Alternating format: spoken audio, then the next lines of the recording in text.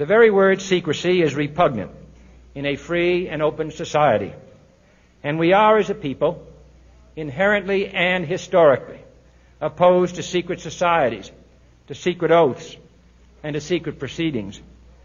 We decided long ago that the dangers of excessive and unwarranted concealment of pertinent facts far outweighed the dangers which are cited to justify it. Even today, there is little value in opposing the threat of a closed society by imitating its arbitrary restrictions. Even today, there is little value in ensuring the survival of our nation if our traditions do not survive with it. And there is very grave danger that an announced need for increased security will be seized upon by those anxious to expand its meaning to the very limits of official censorship and concealment. That I do not intend to permit to the extent that it's in my control.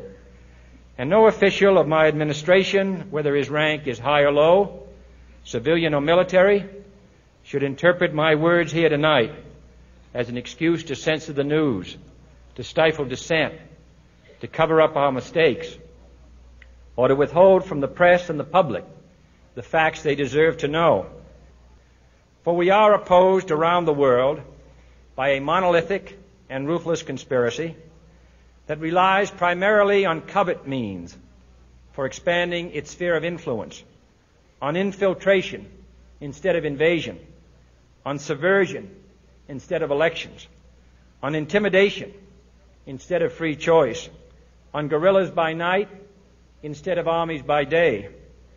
It is a system which has conscripted vast human and material resources into the building of a tightly knit, highly efficient machine that combines military, diplomatic, intelligence, economic, scientific, and political operations. Its preparations are concealed, not published. Its mistakes are buried, not headlined. Its dissenters are silenced, not praised. No expenditure is questioned, no rumor is printed, no secret is revealed. No president should fear public scrutiny of his program, for from that scrutiny comes understanding, and from that understanding comes support or opposition, and both are necessary.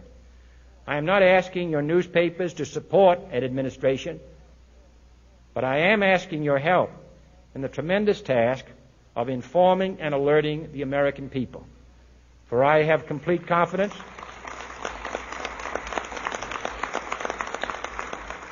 in the response and dedication of our citizens whenever they are fully informed.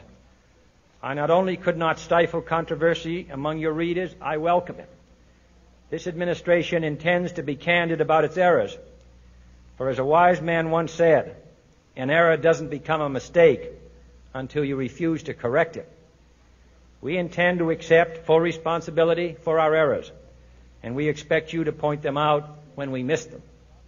Without debate, without criticism, no administration and no country can succeed, and no republic can survive. That is why the Athenian lawmaker Solon decreed it a crime for any citizen to shrink from controversy.